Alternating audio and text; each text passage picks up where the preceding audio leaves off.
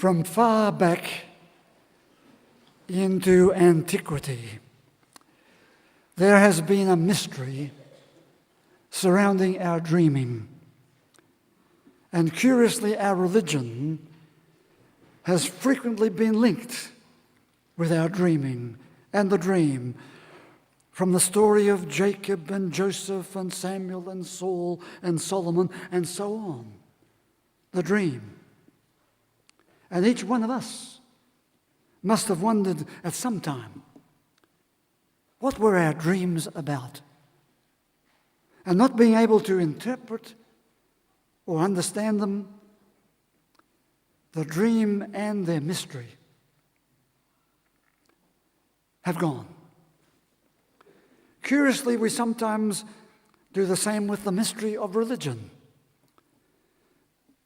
We can't understand it. It doesn't make sense. So we dismiss it.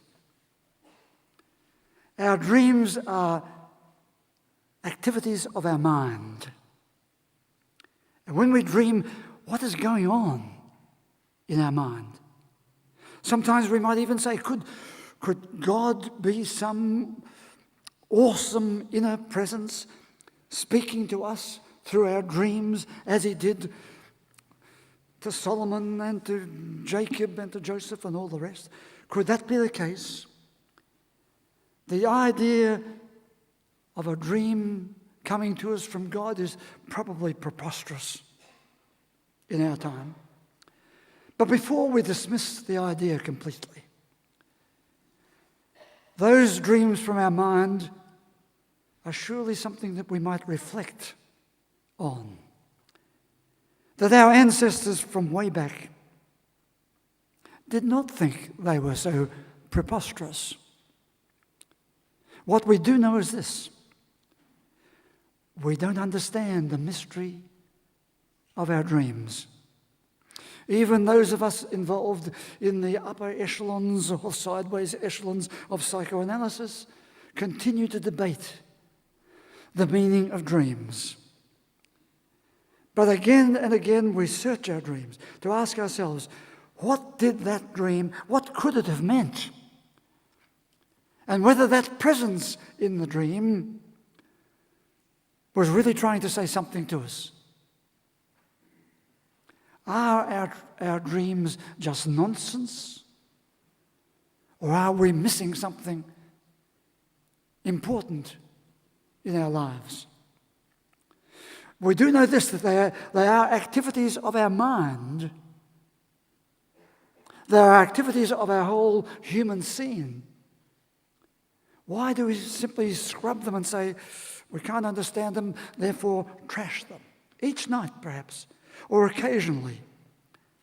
That awesome inner God of the human mind takes over.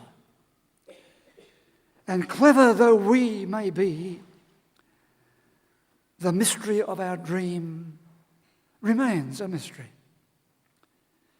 But the sense of that presence remains. What is that presence in our brain? Is it just our mind, our own inner space? Or is it something coming from outside our mind? Indeed, are our ideas and thoughts about God a production only of our minds? Or is it that our minds have become the vehicle of a presence, of a communication coming from a source outside ourselves? And so the psalmist spoke of a presence, a holding presence.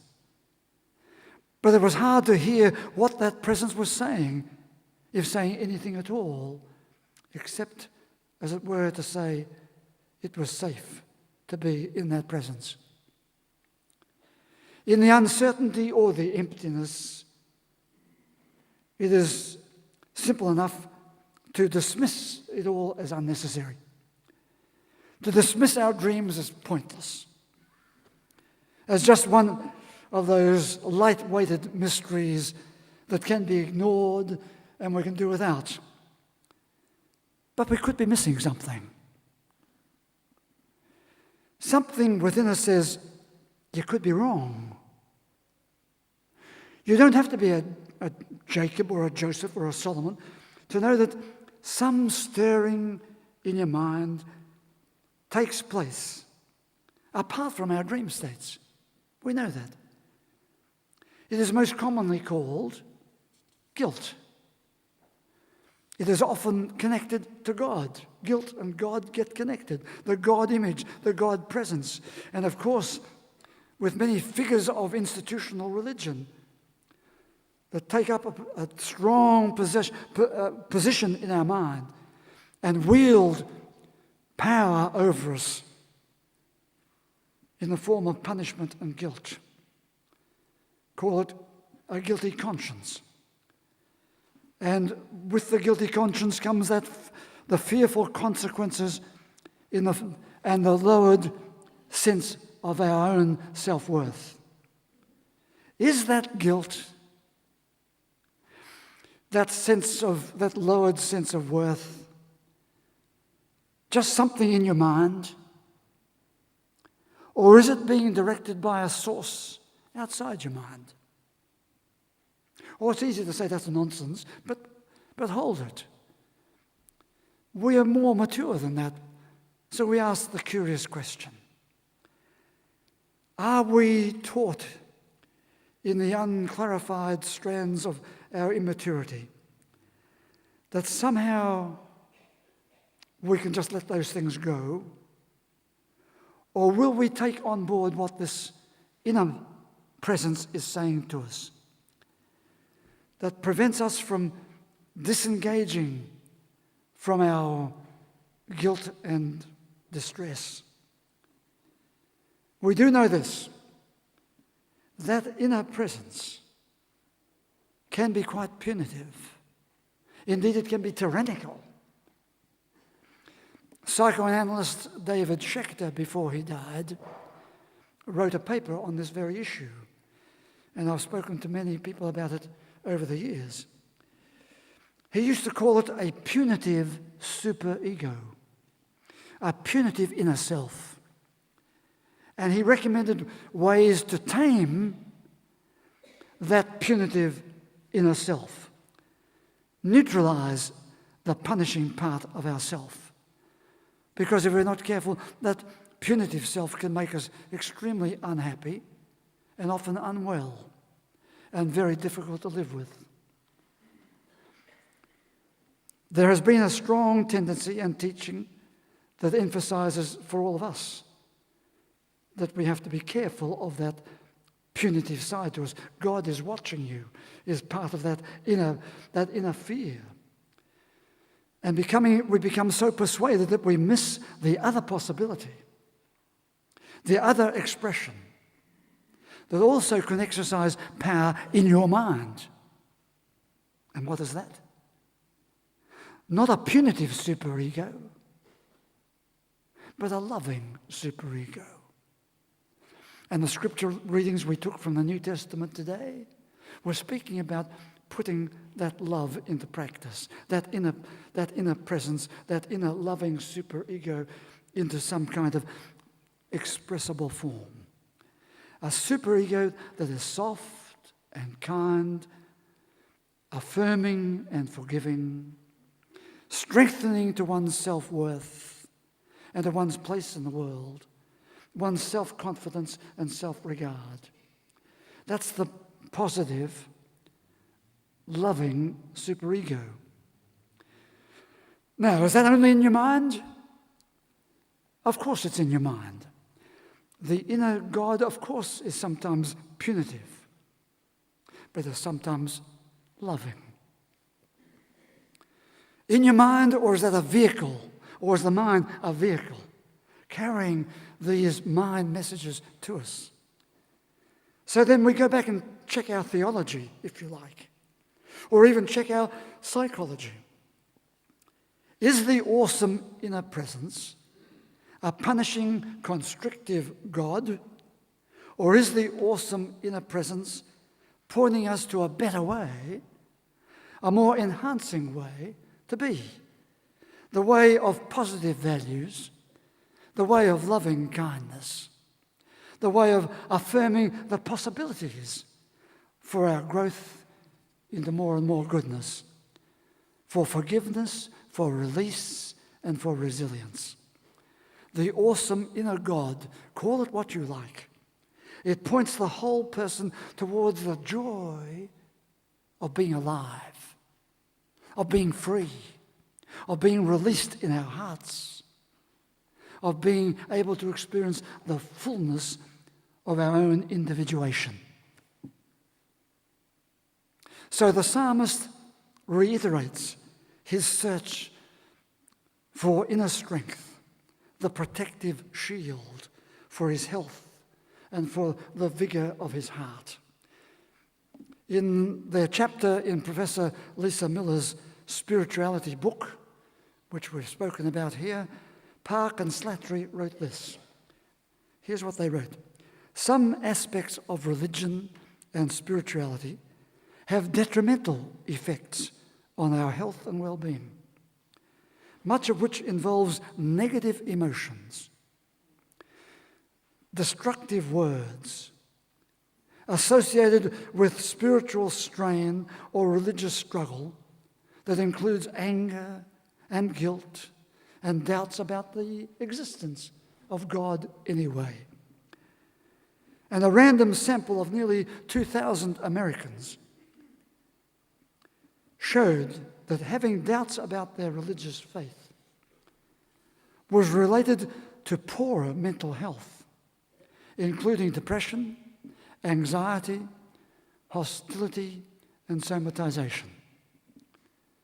Among a sample of lung transplant patients, people perceiving their illness as punishment from God or from somewhere were more depressed and more anxious. In other studies, people who derive some comfort from their religion were much more likely to survive 6 months following their major surgery than those reporting no comfort at all from any religious orientation. So much as some people like to cleverly or otherwise dismiss religion as a non-contributor to their health outcomes, studies are more and more showing that a positive religion, a new faith, if you like, can be a positive contributor to positive health. Now, is this imagination? Is this only some activity in my mind or your mind and nothing more? Or are we seeing more and more that our mind is part of larger phenomena that we don't fully understand, and we're being invited to understand? Now, as we grow older, as we enter the years post-50, post-60, we soon become aware of whether our mind is functioning as well as it did when we were 20 or 30. We might try to avoid too much focus on our mind in case we discover that our mind is not functioning as well as we'd like it to. But other people notice. And two features in particular concern us when it comes to the capacity or the functioning of our minds. Two things. One, our capacity to hold things together in mental coherence, making sense. And two, our memory. Now, as we grow older, both are likely to fade. Both are likely to lose their acuity. So I read in another psalm, Psalm 50. It says, time and again, the psalmist speaking, time and again I struggle with the meaning of my life. I get caught with my own thoughts of where I've been in the past. And I wait for some strong spirit to help me be sound and whole. In my body, in his body, yes, and also in his mind and spirit. Another psalm is even more confronting. Psalm 71 says, he pleads to his God, to the presence beyond him, do not abandon me in my old age. In such words, we can hear that our mind is plugged into a greater remembering. We are remembering in that larger scheme of things. And we know that one day we'll be forgotten and discarded. But in our time now, the reality is that we are destined to be forgotten. But while we live, and while our personality is in shape and is shapeable, we know that our mind is housing an awesome presence. It's one of our great possessions. That inner presence, by whatever name you give it, is a powerful part of who you are and what gives meaning to your remembering. At one level, whether our memory is in good shape or not, is a well-traversed measure of our mental functioning. But at the wider level of reality, the memory of the whole human family, over the centuries, that memory is surely awesome. You can dismiss it, say, let's get on, but stop a moment. Call it history. Call it the accumulation of experience through the ages. Call it, if you like, the pillars of wisdom. Whatever you call it awesome. And then ask yourself, let all humankind ask, what response will we give to this awesome awareness, to this awesome gift? Of course, you can shrug and say, let's get on. Or be like the psalmist. You might be encouraged to pause a while, as we've done here today and will do, and respond perhaps with words and songs of praise. You see, we all have our stories to tell, stories of our life. They're all stored.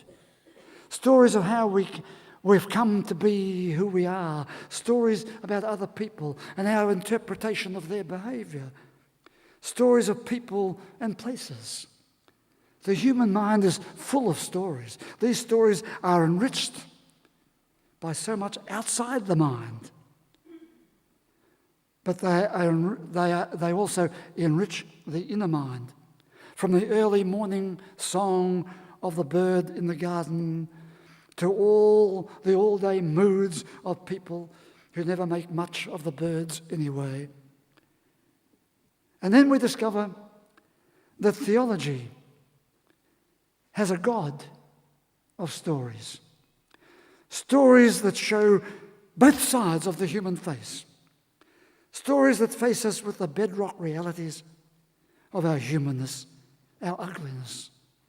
And stories that lift us to embrace our potential, our fulfillment, our ways of what I call the gold rope of experience, of altruism, of compassion, of education, of enlightenment. All so that we can become part of this awesome inner God of the human mind and the most expansiveness of human life. Psalm 28 that I read to you today draws our thoughts together as it says, so with everything that is alive in my personality, I want to express my praise. That's a positive emotion. We're all well versed in the other side, the other face of it all. But come on and express your praise. For even when we are in great anguish and pain, says the psalmist, he says, I feel a presence holding me and carrying me forward. The words of our blessing every Sunday morning.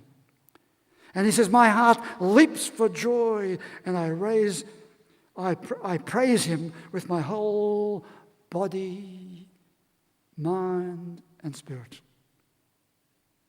The awesome inner God of our inner mind, of our human mind. The awesome, expansive God that is far greater than any single human mind. And when I hear that, I'm carried forward into the next psalm, where it says, the voice of God echoes over the waters. And then to the next, it says, lift me up again, so that I can sing good songs again and again and again, in that awesome experience of this expansive God that always far exceeds my own single human mind.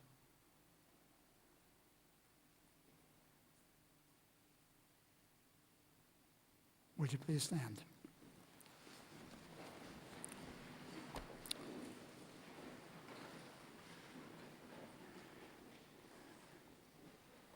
And so I ask you now to pause as we celebrate another event